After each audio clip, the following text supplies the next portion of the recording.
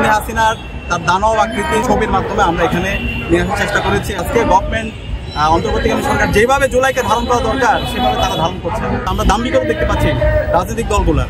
গল্পে আঁকা জুলাই বিপ্লব, এই বইটা খুবই অসাধারণ একটি বই হবে। এটা মূলত শিশুদের জন্য আমরা বের করেছি। খুনি হাসিনা কত বড় ফেসিস্ট ছিল, কত বড় গণহত্যাকারী ছিল, শিশুহত্যা ছিল, কত বড় ডাইনি ছিল, সেটা আমরা এখানে গল্পে গল্পে ছবির মাধ্যমে আমরা তুলে আনার চেষ্টা করেছি।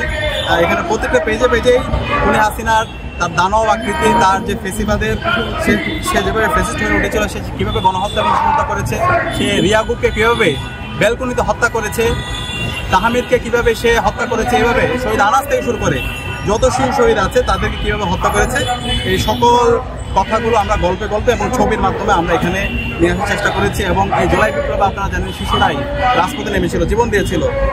এবং এই যে এতগুলো দেখার পরে তাদেরকে আবার আমরা হোমওয়ার্ক দিয়েছি এখানে, যে হচ্ছে যেগুলো সে দেখেছে সে কীভাবে সেটা আঁকবে, পোস্টারগুলো সে নিজের মতো করে আঁকা।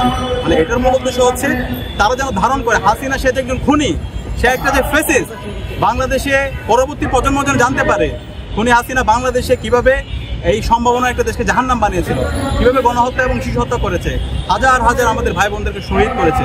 এই পরবর্তী জেনারেশনকে তাদেরকে জানানোর জন্য এবং খুনি হাসিনার বিরুদ্ধে তারা যেন সবসময় তাদের প্রতিরোধ জারি রাখে, সেটার জন্য আমাদের এই শিশুদেরকে তাদের মধ্যে সেই চেতনা জাগ্রত করার জন্য আমাদের এই আয়োজন। তো আমরা আশা করব এই যে 3টে সংকলন বের হচ্ছে, এটা ইতিহাসের একটা গুরুত্বপূর্ণ দলিল হবে, শোকপাঠ্য হবে। আমরা সবাই অনুরোধ করবো এই সংকলনগুলো সংগ্রহ করার জন্য।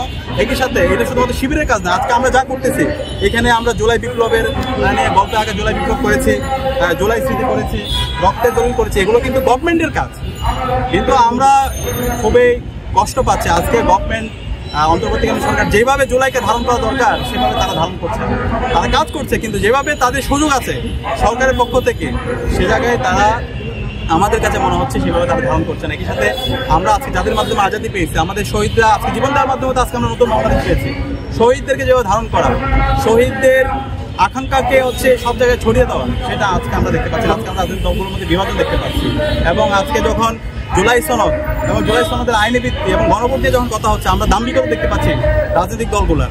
তাহলে এই জুলাই বিপ্লবে যে 2000 আমাদের ভাই বোন জীবন দিয়েছে, এত মানুষ যে তারা পঙ্গু হয়েছে, তারা কি শুধুমাত্র একটা ক্ষমতার পালাবদলের জন্য? এটা খুবই অপ্রত্যাশিত। তো যারা এই ধরনের কাজগুলো করছেন আপনারা ভুল করতেছেন। ইতিহাস থেকে শিক্ষা নেন।